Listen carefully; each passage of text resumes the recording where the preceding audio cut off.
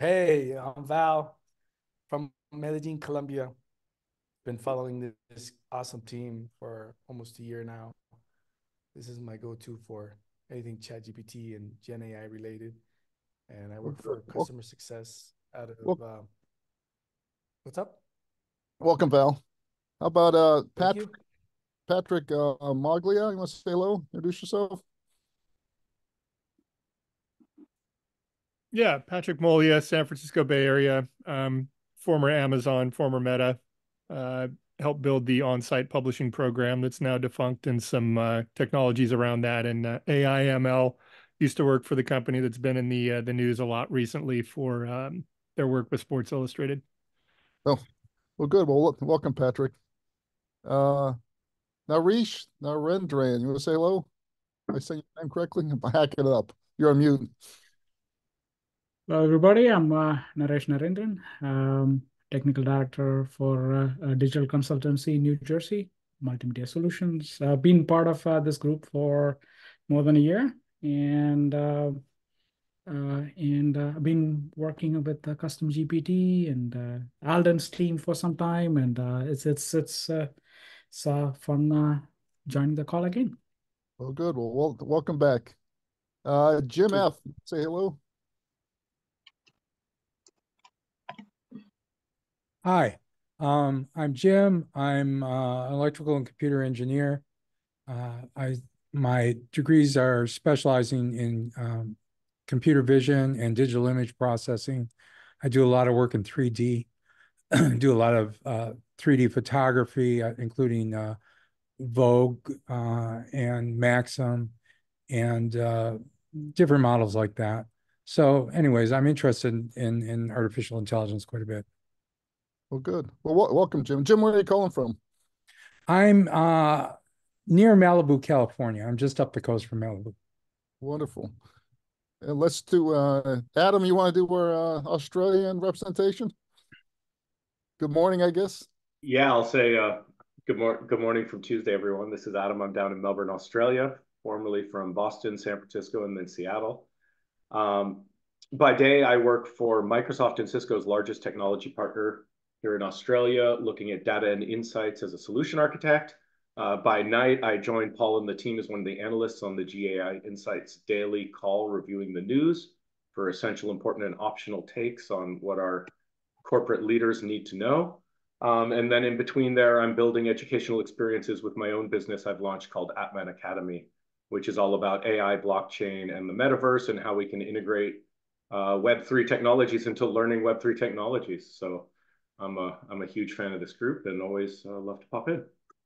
So Adam, we've got to be coming up to the year anniversary of your 100 days of ChatGPT on Twitter. Do you remember when you started that? I think it started in March, Paul, Oh, actually. okay. Okay. It was Great. because I was looking, the 100th day was in May. So Yeah. I started sort of reverse engineering it. Yeah, it was probably February then. Well, good. Well, great. Well, welcome. Let's do two more. Julie Odlig. Am I saying that correct? You want to say hello? Hey there, Dr. Julie Allig, and I'm in southern New Hampshire, so near Boston.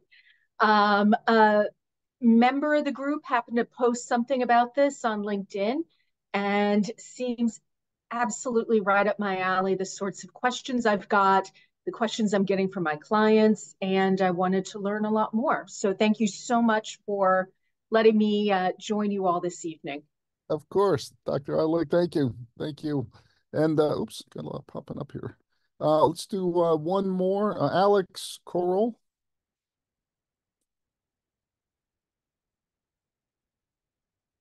Alex, am I saying that correctly?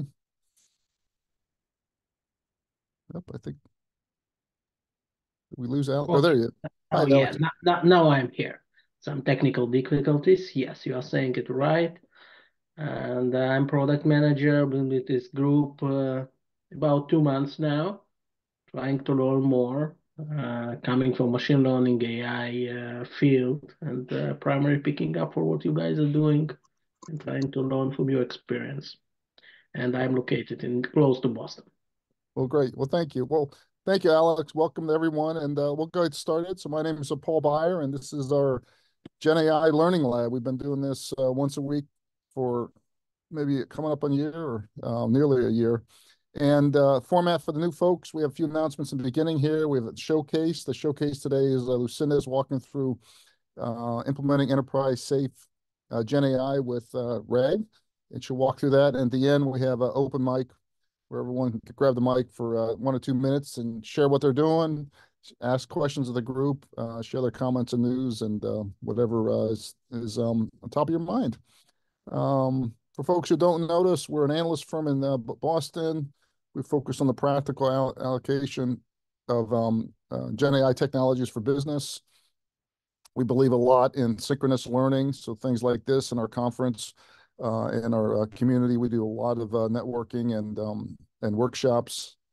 We have 7 AI analysts, and that continues to grow. If you want a invite in a Google invite, let me know. WINS framework is an article we wrote for Harvard Business Review, John and I and Jimmy, about how to think about urgency. And this continues to be a good framework. So WINS stands for words, images, numbers, and sound. So if you have a company or an industry where most of the value or all the value is generated by words, images, numbers, and sound, and a lot of that's digitized, you're what we call the crucible, going through a lot of threat and opportunities. And we're seeing that certainly in entertainment, software, professional services, particularly insurance, legal, and curriculum development. And if you're on the bottom left, where you have a lot of physical values delivered physically, you can be in the balcony. You can watch some of this. We have a corporate buyer's guide that's doing really well. Thanks for folks out there who bought it. This is a paid report. Adam mentioned earlier a daily review. This is an experiment we've been doing, but it's now been going on 2 months, where each day our 7 analysts get together and rate the enterprise news articles from the day before, EIO, essential, important, or optional, for the time-starved AI executive and AI team. And it ends up being a real good learning debate and discussion. We try to keep it to 15 minutes. Sometimes it slips to 20 or 25. We have a great case study. We love case studies here. So this is a free virtual event coming up on noon Eastern, January 31st. And Doug, who's over at MIT and runs some group, is going to walk through how they built a, I think it's one or maybe a couple knowledge bases using a product called Custom GPT for less than $500 a month. Took less than 2 weeks, replaced enterprise search.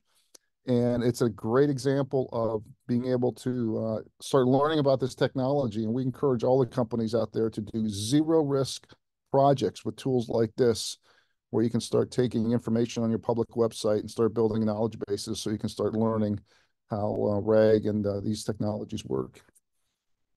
AI Woodstock is our networking event. We had one last week in Atlanta. It seems like forever ago. 2, 4, 6, 8, 7, 8 people down there, but real good fun. And it's just fascinating to see all the early adopters in these different cities we go. For folks in the greater Boston area, April 8th, all-day event at MIT. This is a free event, but you need to apply and be accepted. This was a fabulous event last year where we had, you see Steve Wolfram there, Sam Altman called in, Vinos Khosla was there, Lex Friedman's interviewing him, and we're working with John Warner and others over there to promote and help with the speakers. But it's a great, very practical day if you're in the area. Our big conference is April 7th and 8th in the fall. We're very interested in folks out there with who's starting to use the Copilot Pro. This is for the Microsoft 365. I'm trying to get mine to work, and for some reason I've got a whole bunch of passwords that's it's confusing it. But if you're using this for work and you've are getting good, whatever experience you use, let us know, because this is an area that we're getting a lot of requests from different companies here. Paul, yes, this is John. You said April. It's October 7, 8. It you is. said April. I'm sorry. April 8th. It's October. Oh, okay, I'm sorry. April 8th for MIT. April 8th is MIT, correct. Thank you. And October 7th and 8th is in Boston, is our conference. Thank you. Is it No, ours is in person. Be about 400 people. We'll have three tracks, and it sold out last year, and it's going to be heavily weighted towards enterprise case study, but lots of lessons learned. Copilot, let us know if you're doing that. A few other quick things. We've been getting a lot of questions about how do we know if we're in the top tier, top quartile of our industry. And this was a publication, I don't know what to call this, a blog article we published today, about 8 that our team's been seeing together. But it's been very interesting listening to companies that now kind of moving to the second chapter, and the board and investors and executives are asking them, are we spending too little or too much? Should we be doubling our Gen AI investment, or should we be cutting it in half? Lastly, before we get to the main program, congrats to our Dr. John Sviocka, who's on the call here. He was appointed a HBS Executive Fellow, which is quite exciting. It's a great acknowledgement to what he's been learning and applying on enterprise Gen AI. And he's going to be helping HBS with developing case material. That's the teaching material for both the MBA and executive ed programs. Oops, not OpenAI. So showcase tonight is Lucenda. So Lucenda, let me turn it over to you and introduce yourself, and thank you for sharing. Yeah, hi. Thanks very much for inviting me. I appreciate it. And I'll get my presentation up, but I just want to introduce myself. I'm Lucenda Lindy. I'm a senior data scientist at Ironside Group, which is an IT consulting company. So let me just share here. And then just so I keep an eye on the time, how much time do I have, Paul? Yeah, so let's, why don't you go about 20 minutes, and we'll have 10 minutes of questions. So we'll get to 7:45. Great. Yep. And actually, I have some questions for the audience, too. Excellent. So. All right, let's see. Let's get this thing going here. And then I do that. All right, how does that look? Looks good. We can see okay, it. Good. All right, great. All right, so today I'm going to be talking about implementing Enterprise-Safe Generative AI with a particular framework called RAG, which is Retrieval-Augmented Generation. So as mentioned, I'm a senior data scientist at Ironside. We're an IT consulting company that does a group of things having to do with data, including data strategy, business intelligence, data science, data engineering, and managed services. So we got like more of a bigger picture on data and analytics. And so today I'm going to talk about the impact of generative AI across industries. This new framework, it's not that new. I mean, it's been out for a year or so, of Retrieval-Augmented Generation, and what are some next steps.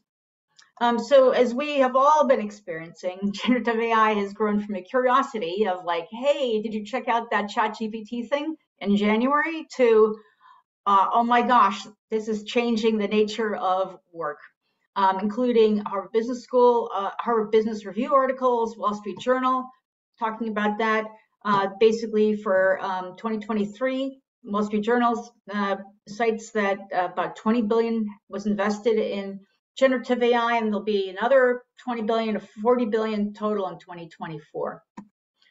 And then the impact, I think, Paul, you and your analyst team did look at this particular study by Accenture, which was, they looked at 200 tasks for how much, what are these tasks and what percent of the working hours in an industry do they represent? And so they looked at banking over on the left-hand side, banking, insurance, software, capital markets, energy, et cetera. And then they coded it by, areas that have high potential for automation. So for, let's say, software, 36% could be automated, 21% could be augmented, kind of in a co-pilot mode. So that's like over 50% for just software. And if they averaged it over, and I truncated this graph because it was super long, it had many different industries, 40% of working hours can be automated or augmented within these industries. So this is kind of a little bit of quantitative estimate of how much impact generative AI and large language models in particular can have on the hours of work in various industries. So then the question is, well, how can enterprises use large language models to their advantage? If everybody just uses OpenAI GPT-4, there's no inherent advantage. But when you pair your company data, which includes your best practices, your domain knowledge, all the hard-won knowledge in the processes within your organization, pair that with the power of LLMs, that can be a source of competitive advantage. And the framework, one framework that's emerged for doing this is called Retrieval-Augmented Generation. And I'll talk about this in a little bit more. I know this group is very savvy of what is generative AI, what are LLMs, et cetera. You probably also, I mean, I know at least some of you are building RAG applications right now. So this is kind of, I know it's kind of hard to hit like the entire spectrum in a manner that everybody will like. But so you basically use your company data. You're not exposing your company data because it's in a protected cloud environment. And it really brings a lot of different new use cases to that were not previously possible with keyword matching or the old chatbots. So, and as we've talked about, some good use cases are customer support, recruiting and hiring, marketing augmentation, for example, making first draft of responses for proposal requests or blog articles or taglines, etc. And software coding, using it for drafting unit tests or debugging code or getting your first version of code. So there are a lot of different use cases that are text-based that can be used with LLMs. So let's talk about RAG, Retrieval-Augmented Generation. And let's talk about it as applied to recruiting. So if you put a job posting up now, especially a technical one, you can get 700 resumes. And so the manual review process is pretty daunting here on the left-hand side. And then on the right-hand side, it's like, hey, wouldn't it be great if you could just have a conversation with your documents? Like, here's the job description. Here are the preferences. Here's what we look for in hiring. And then, like, just out of these 700 resumes, give me the 7 that I should be calling in for an interview. Give me the 10 most qualified candidates. So that's really kind of what Retrieval-Augmented Generation hopes to do, at least on the recruiting side. By the way, just as a side note, both of these were generated by ChatGPT, these cartoons. And I asked to have the same character in each one.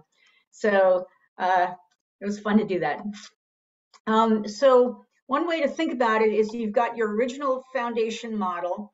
You've got your kind of brick wall of somebody's environment, cloud environment, like AWS or DataRobot or Custom GPT.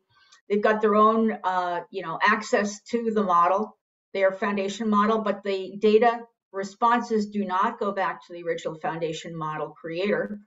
You can load up your knowledge base. Can you think of it as like a database that is been embedded with the text documents? So it's the language that the formatting that the large language models like to work with. You can put in your hiring documents, your customer support documents, your marketing materials. And then you can put queries in and get answers back. And so some of the key aspects of this are that you do have data isolation. Your data stays in a customer account. There's fine-grained access controls for users and applications so that you really have a lot of security and data security, data privacy that being in a cloud can support. So let's take through Retrieval-Augmented Generation step by step. So the first step here is to set up your knowledge base. And as I mentioned, you have your source documents, the job description, resumes, etc. You put them through an embedding process, so it's pre-processing, and then store them in a vector store. And they're stored in this embedding format because that's the format that the large language models like to use. Step 2 is you then take your query, like your question, like, hey, can you give me the 10 best qualified candidates, please, for this job, to put it in an embedding. And then it goes and does a similarity search in the vector store. It's like, hey, which one of these chunks of text that I have in my vector store are the ones that are most aligned with what the query is? And then you then retrieve those chunks. You then take those chunks that you've retrieved that are similar to your query and you pair them together. That's the augmentation part. So now you've created an augmented query with the relevant data plus the question, and you send that pair off to the LLM, and the LLM then can answer the question not with vectors, but with natural language. And so that's where it comes back to the person. So those are the RAG steps. So then the question is, all right, well, how do you even figure out what's your best first generative AI application? Or what do you do? Like, what are some first steps for that? So one suggestion is to invest in generative AI in controlled steps. You can identify, evaluate, and prioritize your valuable use cases, and then do a proof of concept. So I'm just going to talk about these first two steps here today, and then build out. So you basically figure out, or you cast a wide net for a lot of use cases. You prioritize them. You pick the ones that are the best ones, and you do proof of concepts on them to see, like, is there a there? Does this work well? Is it a good, good model? Do you have the good data? Then you build out your GenAI core of your application. You build the application around it, implement your generative AI, and then do performance monitoring. So we're not going to talk about these three steps, just the first two. So for use case discovery, on the bottom axis here, we have kind of doing business viability, like how much impact, how important is this, versus on the y-axis, generative AI suitability. So on business viability, where in the process does it occur? How defensible is it? What are the costs? Is there organizational sponsorship and resources for the development of this use case? Is it low risk or high risk? And as Paul said, you want to be doing low risk use cases to begin with, just because large language models give you a probabilistic response, and it can be, it's not deterministic, so you don't always know what the answer is going to be. Then on the left, on the y-axis here, you have generative AI suitability. Like, do you have the relevant data? Can you ingest it for the quality and quantity? Does this play to the strengths of LLMs? Like, are you asking it for summarization? Are you asking it for new code or image or text generation? If you're asking it for calculus or calculating equations, that's not a good use for generative AI, large language models. So, there's just how suitable is it? Can you put it in the protected environment in the cloud? Technical feasibility, which LLM model is best adapted to this use case? And you can compare different approaches with low-code tools versus platforms, writing your own notebook, etc. And then finally, the error tolerance and mitigation. So, I think for a lot of these initial use cases, you need to have use cases where if there's an error, then the downside of that is small, or it's easy to mitigate. So then what you do is you've plotted your generative AI suitability here on the left and your business suitability on the y-axis. And over there, 1, 3, 5, and 9 are up at the upper right-hand corner. And they give you, these are the use cases with strong business viability and generative AI suitability. Then you can go build a prototype around those. So let's go back to the use case of finding the best resumes. So we've been exploring two approaches. One of them has been to use custom GPT. Yeah. Lucenda, let me I want to ask if there's any questions just on basically how RAG works. Yeah. Okay. Yeah. Any questions at all? It's like Bob's got a question. Go ahead, Bob. I'm reading for a moment. So on step 1, 2 questions, both related. Embedding, are you using OpenAI's embedding platform, or do you need to for sort of customize it based on your application? And the related question, perhaps related, is are you using off-the-shelf, quote unquote, KNN algorithms, or do you actually have to customize them again based on the application? Right. So, I mean, I was just going to talk a little bit about what we're actually using. Okay. And so we're using custom GPT. And I saw that Alden's on the call. So I'm going to let Alden tell me if I can talk about the vector databases and the embedding that you guys use or not. But anyway, so the embeddings, yes, I have that question too. That's actually one of my questions to other people who've done their own notebooks on this. Do you need to have the OpenAI embedding, or can you use something else? A lot of the notebooks that I've seen use other embeddings. And also when I used the AWS knowledge base, so this is custom GPT, which is a purpose-built chatbot tool using RAG. And then the AWS knowledge base is kind of this limited functionality playground to demonstrate quickly to you how you might use RAG. Who knows, it may be, evolve to become a full-blown product at some point, like Textract, but right now it's pretty limited, and we've run into a lot of different limitations. But yeah, so for the embeddings that are used in AWS is the Titan embeddings. This is the version that they use. And then they're not using the OpenAI embeddings, I don't think, at custom GPT. They use another one. A lot of people use sentence. No, we do. You do? Yeah, we use the OpenAI. ADA. Yeah, ADA is the OpenAI one. That's the best one. Oh, it is. Okay. Yeah. Yep. And then the vector database. So AWS is using OpenSearch, which is an Elasticsearch database that they've kind of added some functionality on for LLMs. While Alden, I believe you guys are using a dedicated vector database that's been purpose. Yeah, Pinecone.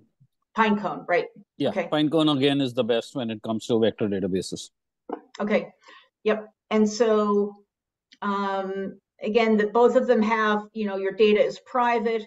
But custom GPT, a lot of work. You can see how much work has been put into making the iterations easy and fast. It's much easier to iterate with custom GPT. If I want to iterate with knowledge base, there's a whole bunch of stuff I have to do. And that's not even building a notebook.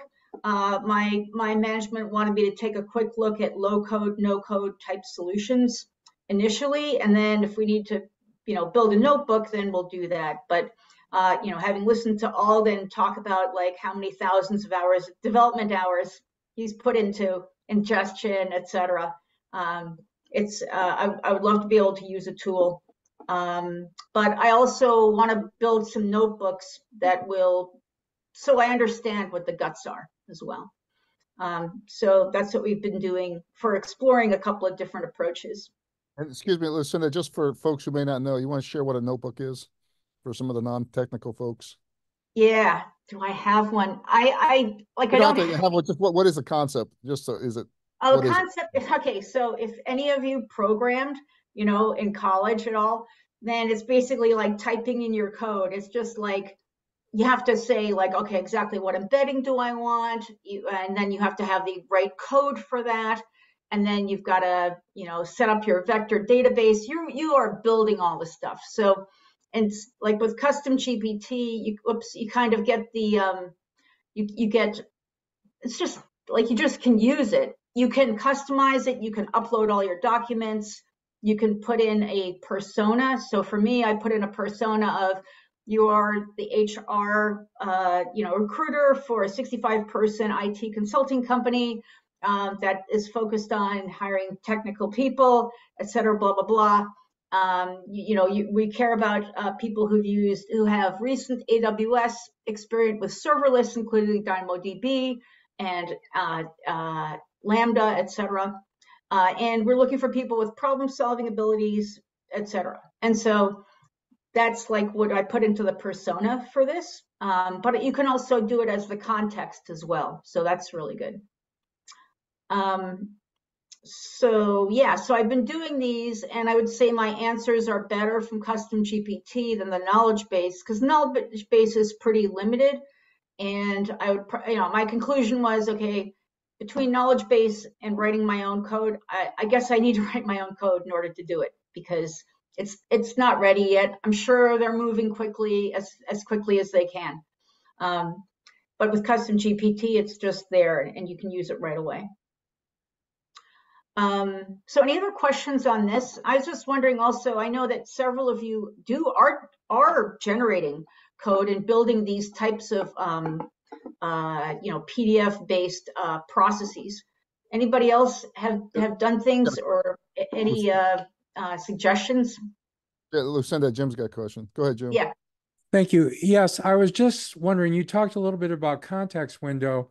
Yeah. Can you tell me what sorts of context window sizes you are dealing with, and what do you consider a sufficient context window size? Well, I mean, for me, I want to be able to put in the entire job description. So whatever that is, like a couple of thousand words, or 1,000 at the most, say 1,000 words. And I want to be able to put in my paragraph of you are, an IT recruiter, who knows best practices, et cetera, et cetera. So probably I'd want to have like 2,000 words to be able to put in. But here, this knowledge base, like I can't even put in my whole prompt, let alone I can't even put in the job description. So it's limited. However, Claude, as everybody knows, is it 200,000 tokens right now? At least it's over 100,000. There was a 100,000 version of Claude. I think the next one is 200,000 tokens. So the model can take a lot of context, but the way that knowledge base is set up, it cannot. So. Oh, do you know how many parameters you're using for that Claude 2.1? No, not offhand. No. Okay. So maybe it's at least 80 billion parameters or something like that. Yeah, I mean, yeah, I don't remember that for that particular one, but I picked the highest one that you could pick on AWS. Yeah, okay. Thank you. So it's probably pretty good. It's probably over 70 billion, I'd imagine. We'll get one more from Mark. Go ahead, Mark. Yeah, the question I have, so I'm pretty new to playing around with RAG, and I guess the question I have that I've been running into is, I believe you have to chunk the text before you embed it. And what is the exactly, how do you tune that as far as, how big the chunk should be, and as far as how you, chunk the individual, text you break on a period, that sort of thing, just so you get the best result from your vector database when you do a similarity search? Yeah, so because I'm using a tool as opposed to a writing a notebook, if I'm going to be writing a notebook, and I probably will be soon, then I have to make all those decisions. I have to know the chunk size, I got to know the overlap, and a whole bunch of other things. But I mean, Alden, you can talk about, I guess, your chunking strategy with custom GPT. It's not a knob I have to turn, and I'm grateful I don't have to turn it with custom GPT. Yeah. So what we realize is that the size of the chunks is actually not as important as other parts down the pipeline. So our chunk size is like 200. But what's more important is what happens down the pipeline when you are doing the query. So we focus our energy more on that, on query intent, chunk re-ranking. So my one advice would be spend more time on the chunk re-ranking part rather than the size of the chunking, because it's sort of like a whack-a-mole thing here, where if you start with 200, then you'll feel like going to 500. I talked to yesterday somebody who wanted to do a 5,000 token chunk, right? So it becomes a moving horizon problem. And actually, Alden, I wanted to also ask you about the embedding. I find it perplexing that the only embedding I can use with a knowledge base is the AWS Titan embeddings, but you're using the OpenAI, right? It makes sense to use the same embedding, right? Yeah. So you can use any embedding you want. We just use OpenAI because they are the leaders in the field. Their ADA2 embedding is universally used everywhere, and that's the basis of the LLM. So it's like a no-brainer to use. So is there anything in terms of using a Titan embedding with a Claude model? Does that degrade things? No, No. It does not? Okay. Yeah. Oh, okay. But, all right, thanks. You can just use OpenAI as well. Okay. All right. So it doesn't really matter that much. All right. Thanks. Because I was wondering, if it mattered that much. And then how about the OpenSearch Elasticsearch versus the vector DB, like Pinecone? We just like Pinecone because they are investing a lot in the relevancy rankings and the algorithms associated with it. And the other part of it is, you want to use best in breed classes here. Like, you want embeddings, use OpenAI. You want an LLM, use GPT-4.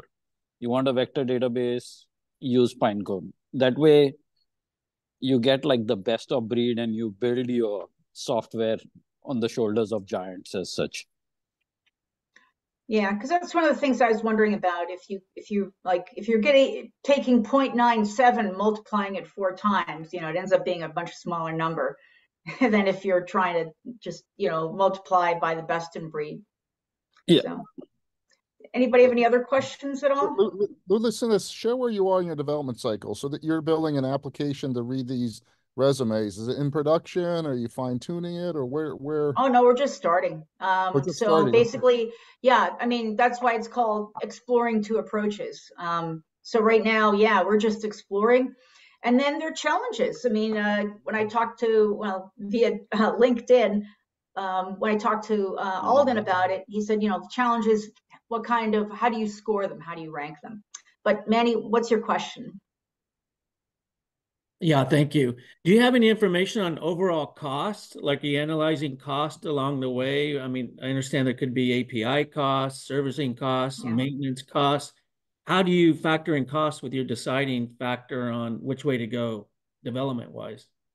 I mean, we'll probably, look at the costs for these. I don't know that you can make an estimate up front. I mean, Alden, you can say what do you think the cost of running 10 job descriptions per month? I mean, what category of pricing would that fall into for custom GPT? It would be the volume of queries that you would do. So as far as the storage part of it and the data, I don't think it'll be too much. It'll be like $1 or $2, but the querying part of it will be the factor. Depends on how many queries you're getting and how you're sorting it and what your algorithm for that is. Okay. Yeah. And then for knowledge base, I've been looking at the cost, the cost explorer on AWS. And I don't know, it looks like it's a few $100 per month or something just to do the sort of things I'm doing right now. But, if we did a whole notebook and, coded it from scratch, then that would probably be, it'd be a lot of development costs to be able to do that. Right. Even for an internally facing product. So, yeah. Lucenda and others, what's the disadvantage of RAG? So if I'm a big company, I'm very concerned about security. I like this idea of using my own data. I think that for a lot of people, disadvantage is the probabilistic nature of this, right? So I'm going to talk about some of the challenges here. Like if I change one word in my prompt, I can get a substantially different list of resumes, right? So I did one word where I was like, okay, I'm going to change Fargate as one of the example serverless to API gateway. And I got like 7 resumes, and I think there were only 1 or 2 that were the same as when I had Fargate in there. So versus API gateway. So it's just not explainable. It can seem random. So I think that might be, part of the challenge here. So Lucenda, that's a great question. So how do you know what is truth then when you're testing? So if you change a word, which one do you go to? Alden said this would be my problem. He's right. And so the question is, what is a great list of resumes? It's hard because, as I said, changing one word can significantly change the list. Humans don't even provide a true answer. They went through 200 resumes, and I said, like, oh, great, you picked 3 to interview. And she goes, yeah, but we got tired, and then we'd like rejected so many resumes, we just decided to talk to this one anyway. So there was arbitrariness, fatigue, etc. So even humans don't provide you with a true answer. And then there's also all the unspoken requirements. Like I went to the VP and I said, hey, can you tell me some of the unspoken requirements? He goes, well, actually, I don't really care what they did before 2020. I just want them to have serverless experience in the last 3 years, and that it's been scalable and big, and they know how to do data pipelines. And it's like, oh, okay. Like, meanwhile, the job description is super long and lists all this stuff. But then another issue is just that many resumes are what I call machine readable. They are laundry lists of every technology they've ever touched. They are laundry lists of every task they've ever done. There's no context on the impact of the project, no evidence of project management or problem solving. This person could be fantastic, or this person could be like not great. And it's really hard to tell because the resume is, again, just a representation of the person, but it's not the person. So you can have great people who have poorly written resumes. You can have mediocre people that have great resumes.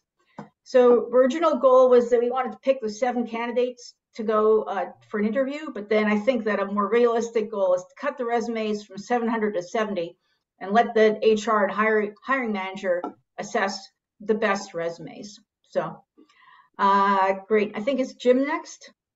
I know. I think yeah, Jim's next, and then yeah, John.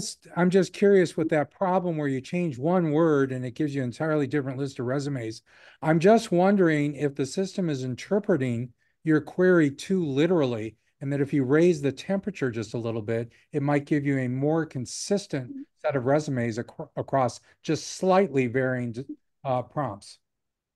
That's interesting. I would have thought that raising the temperature would have made it even more creative and probabilistic, but yeah, I mean, I know that custom GPT is set to 0, so yeah, for temperature. Okay, is John next? Yeah, go ahead, John. Oh, we'll go to Bob. Since most resumes everybody's trying to beat the ATS systems. They're all designed for the ATS systems. So what you're doing is you're fighting another program because everybody's been conditioned to try and beat the system or try to fit into the system. So if you take your model and you directly, like what used to happen is that you have a requirements of the company, and that basically said, okay, everybody who basically has something close to that requirement they put in there, essentially we'll look at those resumes. So that would narrow you down as long as you get with the HR people and can kind of define what they really, really want, which makes them more responsible for hiring that person to get them in the door. And then your weighted system can basically be based around that with a much smaller source of information for training the model. And then you could always kind of expand that out as you go along if you need extra positions that need an additional function. So like have some sort of like core repository? Is that what you're saying? Well, you build up a repository, but you're going to have that job rec, that requirement that they're going to put in HR, and they're going to send that out. But then again, that's going to go into the ATS system anyway at this point. And everybody's got to go through that and try to figure out exactly what those key points or keywords are. And essentially the ATS is going to eliminate you most cases or not eliminate you, and then just try to play with that, because that's what you're fighting right now, because I've got to change my resume again to figure out what the ATS is doing. We're at a disadvantage unless I talk to you directly and I can actually sell my skill set. So to do yours, it actually focuses more, like you said, on HR and puts them more back in control, because they can only look at 20 resumes or 100 resumes, and that's it. And then we'll see, this is going to be open for, say, 3 weeks. So in the first 3 weeks, the first week, say, I get 100 resumes. The second week, I get another 100 resumes, and I process those, and I get 5 out of that, 4 out of that, and 3 out of that. And from that, then you go through again and eliminate all the people that aren't close enough, but then the ones that are, and then you kind of maybe get people in for interviews. You know what I mean? And you process elimination. That way you can kind of cut down on the cost of what you're trying to do. and maybe get a more exacting model for the future and have that just as one point. That's how I would kind of do it. I mean, yeah. I mean, it also points out that maybe job descriptions need to be written a little bit differently, right? In order to exactly. Yeah. So and HR, I'm sorry to cut you off. Good. Oh no, it's just my impression of the recruiters and the HR people is that this is a rumor has been told, so I'm not sure, but in most cases it's probably true. They have no clue what the hell they're doing. They really don't. The manager needs somebody who has this skill, right? And HR's manager needs somebody, but if you got a manager or a VP that's hiring, then like their time is like, is their time best spent, going through 700 resumes? No. Oh, no, not them. No, but they know the idea that they need the job. The manager said, hey, look, I need 4 coders that can do this, And I don't mind if I bring some guy in or some woman in or whoever it is, and they've got 2 years. I need somebody that at least has 10 years. I need somebody at 5 years and 4 years and 2 years. That's fine. So we can try to roll the team together. But then again, it translates down to HR and it translates to the ATS. It translates out the door of not knowing, especially when you get the recruiters, because you just give a whole bunch of vultures this situation they got to peck on, and basically they'll do it. And I'm knocking the recruiters, but the idea is there's 20 people working on the same rec. And, it's been a disaster in a lot of cases for people because you don't trust recruiter. I don't trust them because they're telling me all this BS and I'm going, well, wait a minute, what the hell you got this list of crap for? And say, hey, why don't you specific? I've done this, and this. How does that fit in there to make this kind of money and get this kind of job? Yeah. You see what I'm saying? So, yep. Let's keep driving in terms of time. Go ahead, Bob. Okay. Yeah, Paul, I'd like to take a crack at answering your question about RAG trade-offs kind of stuff. Alden can certainly correct me a different view or augment. So if you think about RAG, there are 2 reasons you head there in the first place. One of them has been discussed, which is privacy. In other words, you want to analyze the data and keep it separate from the LLM itself. Because if you submit your information directly to the LLM, there's a concern about it being trained on it. So that's kind of one. And the second one is size. So when you get something larger than the context window, 1 million, 10 million, 100 million, or 1 billion tokens, for example, or word chunks that have it, it's just too large for a context window. So you need a way of extracting the most relevant. And that's kind of where I was heading with my question a little bit early. And if you get really large, then you want to, let me hold off that comment for a second.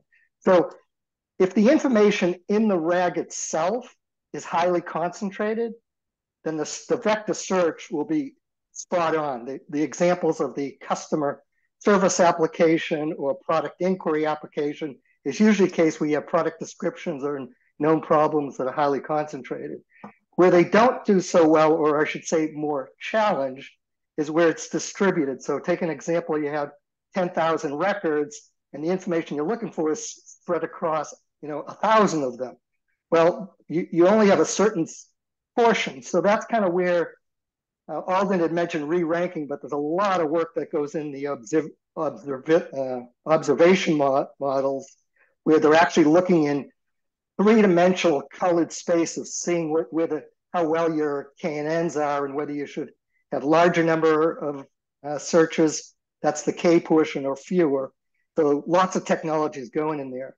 What's really interesting when you get into really large data sets is that hold on, Bob. I want Alden to get in. Looks like he's trying to get in. Go ahead, Alden.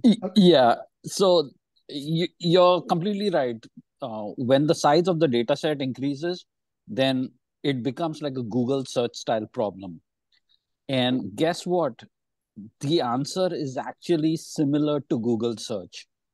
When you get the chunks back, you need to implement a really, really good chunk re-ranking algorithm. Right. So we spent a lot of time on building a chunk re-ranking algorithm that would give the best context, irrespective of the size of the database. So some of our vector databases or bots are like 1 billion words, right? And we've tested this. You do your search and you get 100 chunks back. And now how do you decide which of those you shove into the LLM call? So believe it or not, it's search all over again. The answer to a good RAG system is traditional search. Yeah, so Alden, I got a question. Excuse me. I got, to me, it also, I want to up a level to having a database of the correct answers for a customer-specific problem where there is somewhat truth in there. Feels like a very different query than a more subjective thing called find me 7 good resumes. Correct. Yeah. And so that feels orthogonal to how big the database is, right? Yeah. So the LLMs are not very good at ranking. So what Lucenda is doing here is more like she's scoring each one and then ranking it herself, which is very different from just throwing it to the LLM and saying, you rank it for me. So both in LLMs as well as RAG, they are not very good when it comes to any form of ranking. So if you say, give me the top 10 shoes from the database, they won't know how to sort it. But wouldn't it know from looking at the chunks and the relevancy and the cosine similarities or HNSWs or whatever, that it would be able to say like, well, this resume is like closer to the job description than that resume? Or is it just too many words, too many like axes to compare on? If you throw the whole job description in one shot, then it will get completely confused. When we had done a similar experiment a couple of months ago, we broke the job description down into individual requirements, right? So you take the JD and then using generative AI or a prompt, you say, break this down into requirements. And then now if you have 700 resumes, you score each of them for each requirement. That will give you a scoring algorithm. Okay. All right. And Lucenda, can we also, I want to square up the precision on none of my data goes to the ChatGPT. So I take my data, I embed it, I do a query, I get some of the embeddings from it with my query, and those embeddings are going to the large language models, and that goes into the transaction file. No, no.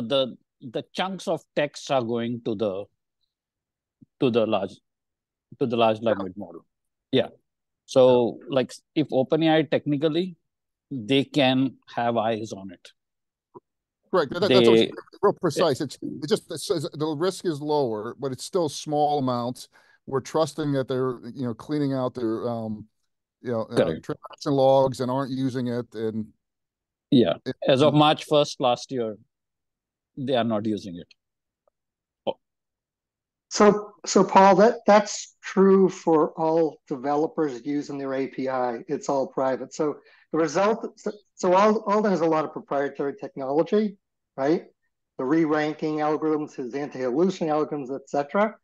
But the result of his search goes into the LLM in order to present it, even if it doesn't add any value, to present it back to the user. However, what OpenAI is saying is that they'll protect all API developers, including, well, let me leave it at that. So that's kind of the point I'm trying to get, Bob, is just real precise. Is the end of the day, there's still trust element here. Yes, you're taking proprietary information and you're trusting that the contractual relationship or the TOC relationship, everything, just like you're doing with Google and everyone else, you're putting your private information is not being used. So it's not like it's on a physical server and they don't have any physical way to get to it. No, you're correct. Your assumption is correct. Yeah. So Paul, for people who know or care, we give them the option to go Azure OpenAI because Microsoft has a much better history of dealing with enterprises than OpenAI does. So Paul, let me throw a wrinkle into it. Mistrals 8 by 7 billion parameter is now number 2, ranked only to OpenAI's GPT-4, or GPT-4 to be more specific. So there's 2 paths you could go here. One is for really large data sets. A very viable option is to spend the money and actually get a private instance of Mistral and train it on your data directly. So that's one option. Another option is to do your RAG application, such as Alden's or whomever, who's obviously developed, and take the output, instead of going into ChatGPT to provide a cohesive output, is actually now starting to use Mistral, right? So you're going to see a lot of that coming up, particularly given the quality of results of Mistral these days. We'll see what happens with Llama 3 out of Meta and so forth, but there is no number 2 in the open source space to Mistral 8 by 7 today. No, but the thing I'm just getting really precise on is that, I mean, I know 2 fintech companies where the CEO mandate is under no circumstances will any customer data ever, full stop, be in a transaction log that we don't control. So Mistral gives you that option, is what I'm telling you. And that Mistral falling into the open source. Therefore, you need to get an open source and go behind your firewall. Yeah, it's expensive, and you need talent to do it. What I'm saying is you have a high quality model available. If full stop, you don't want to submit anything to a shared LLM, a public LLM. Yeah. So that's great.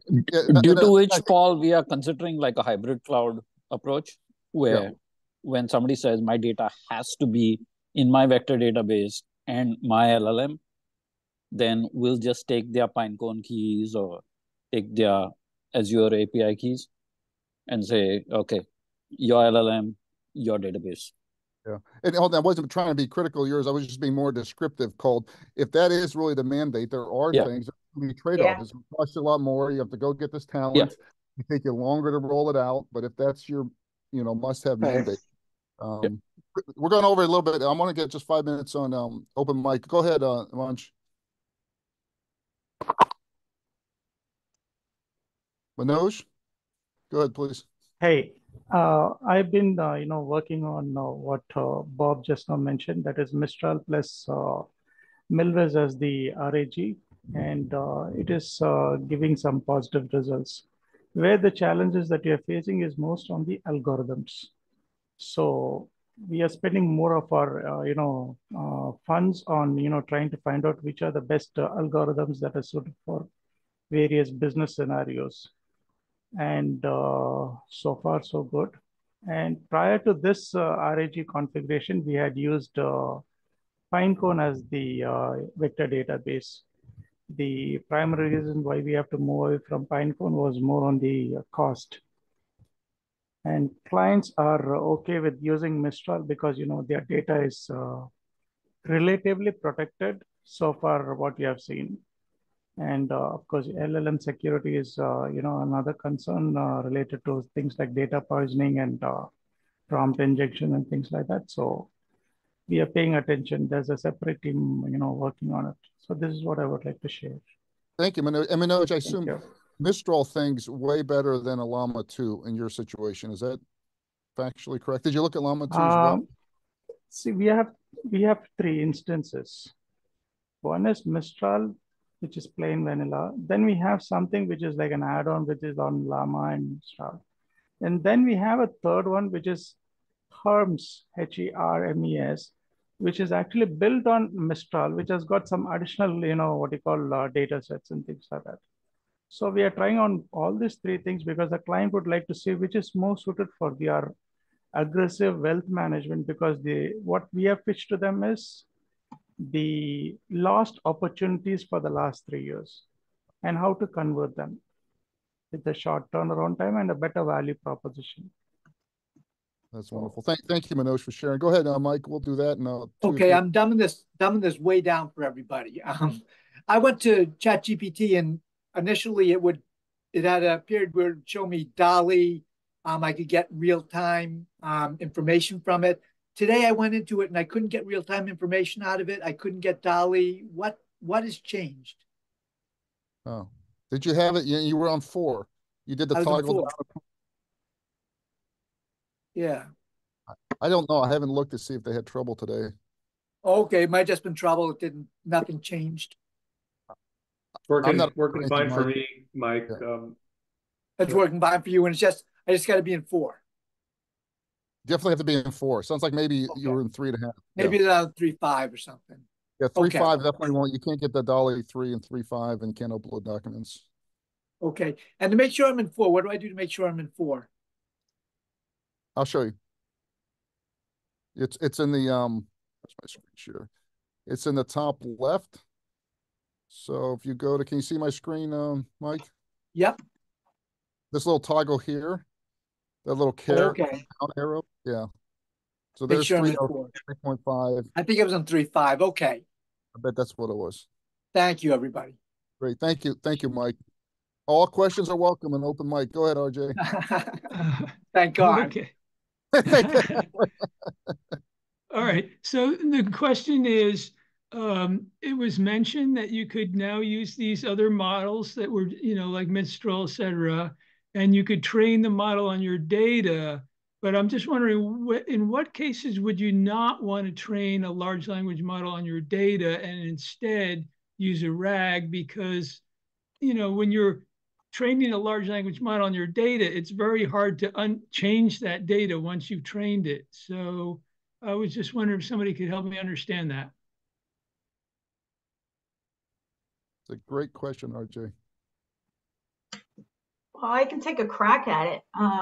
Yeah, I think that like training a model is on your data is like that's a relatively big thing to do, right? You're changing a lot of the weights on the model. And so the question is, will that impact other parts of the model? And so that's I would view that only doing that in like, there's no other way to do it. I mean, RAG is good because you can basically say, okay, I'm going to have a database. I'm going to just use the power of the large language model to go and get the information. And then I was listening to some podcasts. There's this one called AI Makerspace, and they do podcasts with Llama Index. And they have a really cute one where they trained the embedding model, not the large language model, but the embedding model on they wanted to do an index on llamas. So they took a whole bunch of veterinary papers and then told the embedding model to retrain on that using a llama index functionality. And I'll find the podcast for you guys. And then it could actually use the veterinary terms in a more, way that's not regular, normal, everyday language, but more the language that was incorporated in those papers. So I thought that was an interesting alternative to retraining a model and RAG and something in the middle where you can, adjust it for detailed jargony type things. So just jump in here too. Lucenda, isn't it also very, very expensive to train a model? Like you got separate services. I mean, I think I heard somewhere that to train a model, you'd have to pay somebody $1 million to retrain the whole thing because you got to have the certain setup and servers to do it, right? With the I mean, that's to actually train a model from scratch, right? But there is something called fine tuning where you can retrain it a little. And it can change some of the weights so that it's more attuned to whatever your data is. I haven't done that, but yeah, you can. So that's kind of like a way to kind of tweak the model, but not rebuilding it from scratch. Hey, Paul, can I show one graph from Pinecone with regard to fine tuning a model impact of vector? Yeah. We're 5 minutes over. Keep it quick, Bob. Go ahead. All right. Can everyone see that? Yes. So this is actually in the article that Adam is referring to from Pinecone announcing this new serverless architecture. And what it's showing is data size, how many tokens, how many words, and so forth, and its effect on the particular large language model. So the top large language model is GPT-4. And you can see some of the others there, including Llama, Mistral, and so forth. Basically, if you look over here on the right, you have to get to, or right here, you have to get to 10 million tokens, words, in order to have any impact whatsoever. So this is only a game for folks that want to affect it at really large data sets. You know, before you like can a have law any input. firm, right? Or they have tons and tons of contracts and things like that. Yeah, I mean, this is the Bloomberg GPT example for what they're likely to do, because what they can do here, and this is my comment earlier, they can take Mistral. If you notice, Mistral catches up here. When you have an enormous data set, they basically have equaled OpenAI and kept it private. So. Great. Thanks, Bob. Let's finish up. One last open mic before we end. Thanks, everyone. Lucenda, fantastic presentation. Thank you. I did want to know, Tim and I had a really interesting call last Friday with the major airline talking about model accuracy monitoring. So people have questions about that. Tim's got some good thoughts on it, but the problem they have is they're rolling a customer service app for hundreds and hundreds of customer service reps, and the executives are saying, how do we know this thing's not going to become more inaccurate or drift? And how does that affect NPS? And it's a non-trivial question with a lot of trade-offs, but to me, I was excited about it. It's a second order question. It's a second hill that when people starts getting into implementations, that they start going down. So ping me if you're dealing with that type of issue. But thank you, everyone. Fabulous presentation as usual. We'll get the recording up on YouTube the next day here or so, and we'll talk to everyone next week. Thanks, Paul.